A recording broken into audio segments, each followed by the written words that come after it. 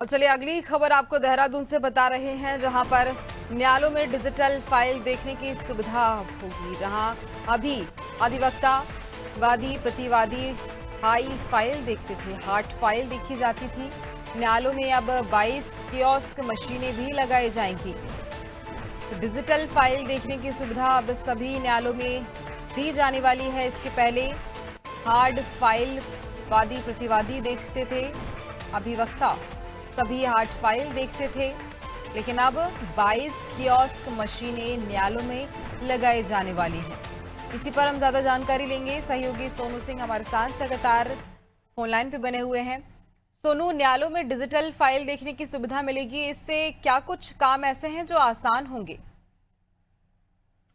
देखिए, एक तो डिजिटल इंडिया के सपने को साकार करने के उद्देश्य से व्यवस्थाओं को डिजिटलाइजेशन उनका किया जा रहा है। दूसरा, जहां तक न्यायालयों की जो फाइलों की प्रक्रिया है, अभी तक जो व्यवस्था है उसमें हार्ड फाइल के आधार पर ही अधिवक्ता, वादी, प्रतिवादी इनके तर्क और बहस और जिरह कोर्ट में हम देखते थे। लेकिन अब जब ये डिजिटल इनका प्रारूप हो जाएगा तो समय की भी बचत होगी और कई पुरानी केसों की जो फाइलें हैं उनको निकालने में जो वक्त लगता था वो वक्त भी बचेगा और कहीं ना कहीं रिकॉर्ड जो है वो तलाश करने आसान हो जाएंगे। यही वजह है कि जो हाई कोर्ट है उसने इसके लिए बजट जारी किया है। सभी जनपद न्यायालय जो हैं इनको बजट जारी किया गया है और अब इस प्रक्रिया के तहत जो तकरीबन अलग अलग जनपदों के जो व्यवस्था है उसको डिजिटल करने के लिए जो केसेस से संबंधित फाइलें हैं इनको डिजिटल करने के लिए 22 कियोस्क मशीन भी लगाई जाएंगी। जिन जनपदों मुख्यालयों में न्यायालयों में जिनके फाइलों की संख्या ज्यादा है वहां पर मशीनों की संख्या ज्यादा होगी इस रिकॉर्ड को तैयार करने के लिए। और चूंकि आप जानते ही हैं गुंजन कि जब फाइलों की जब किसी भी मामले में न्यायालय में सुनवाई होती है, जब उसमें तिथि लगती है तो उस दौरान बहस के दौरान दस्तावेज और जुड़ते हैं और जैसे जैसे सुनवाई आगे बढ़ती है वैसे वैसे फाइल का आकार भी बढ़ता है और फाइलें और मोटी हो जाती हैं। तो कहीं ना कहीं इस व्यवस्था से निजात के उद्देश्य से ये बजटीय प्रावधान किए गए हैं और आने वाले समय में जो डिजिटल फॉर्मेट में जब ये इसको अस्तित्व में लाया जाएगा तो कहीं ना कहीं ये और इसका सरलीकरण हो सकेगा, ऐसी उम्मीद की जा रही है गुंजन। बिल्कुल। और देखिए, देखा जाए तो 22 कियोस्क मशीनें लगाई जाने वाली है न्यायालयों में।